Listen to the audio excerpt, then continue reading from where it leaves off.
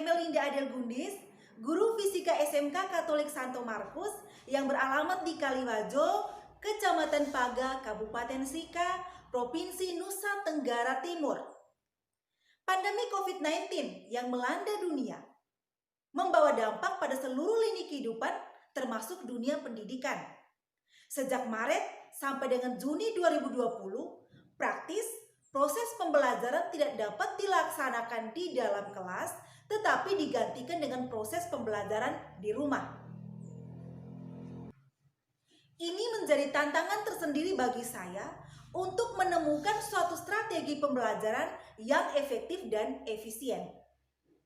Strategi pembelajaran yang saya pakai adalah pembelajaran menggunakan jaringan internet atau yang sering dikenal dengan pembelajaran daring. Aplikasi yang saya gunakan adalah Messenger, Portal Rumah Belajar, dan Google Classroom.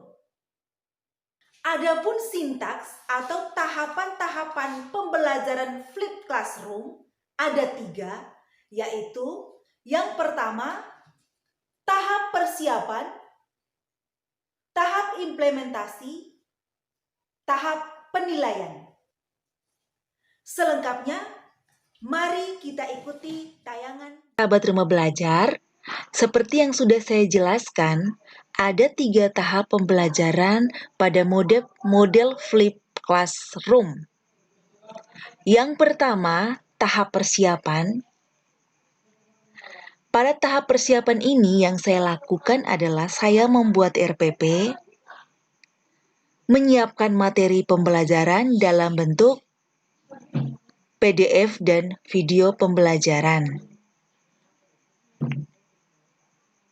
Selanjutnya, saya membagikan materi pembelajaran melalui Messenger Group kepada peserta didik dan membagikan alamat portal Rumah Belajar sehingga peserta didik bisa menambah referensinya melalui fitur sumber belajar dan BSE.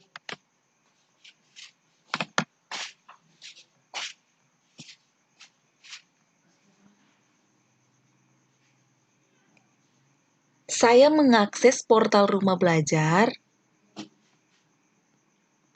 mengklik coba sekarang pada fitur Lab Maya, mengidentifikasi daftar Lab Maya,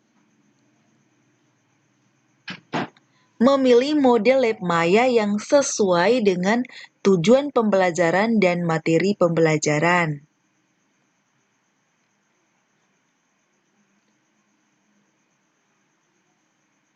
Kemudian, saya menyiapkan LKS percobaan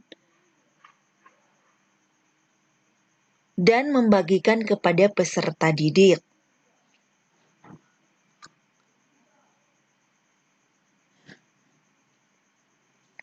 Saya meminta peserta didik untuk menambah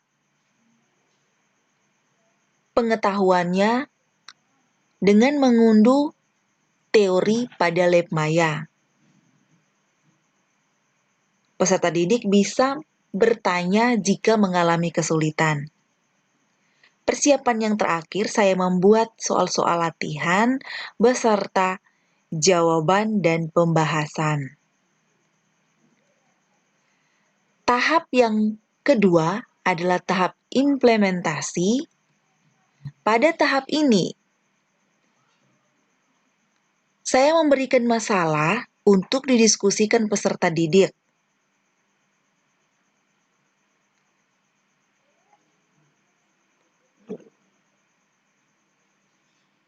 Peserta didik bisa mencari jawabannya pada fitur sumber belajar dan BSE portal Rumah Belajar dan mendiskusikannya. Tugas saya adalah memberikan bimbingan serta masukan. Peserta didik saya beri kesempatan melakukan percobaan pada Lab Maya, kemudian mereka mengerjakan LKS dan mengumpulkannya. Peserta didik mendiskusikan hasil percobaan. Tugas saya memberikan ulasan dan umpan balik tentang hasil percobaan. Kemudian, bersama-sama kami membuat kesimpulan pembelajaran. Tahap yang terakhir adalah tahap penilaian. Saya membagikan soal latihan untuk dikerjakan peserta didik melalui Google Classroom. Sahabat Rumah Belajar, demikianlah pengalaman saya menggunakan portal Rumah Belajar pada masa pandemi COVID-19. Dengan portal Rumah Belajar, kita bisa belajar di mana saja, kapan saja, dan dengan siapa saja. Sekian dan terima kasih. Semoga bermanfaat.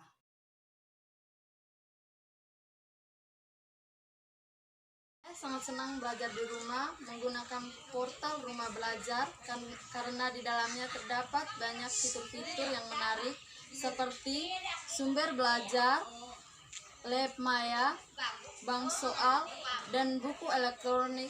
Ini sangat membantu saya dalam proses belajar di rumah. Sahabat Rumah Belajar, dengan adanya portal Rumah Belajar, menurut saya sangat membantu anak saya dalam proses pembelajaran daring, yaitu proses pembelajaran di rumah secara jaringan. Fitur-fitur yang ada dalam portal Rumah Belajar merupakan fitur-fitur yang sangat mendukung dalam proses belajar mengajar di rumah melalui portal Rumah Belajar.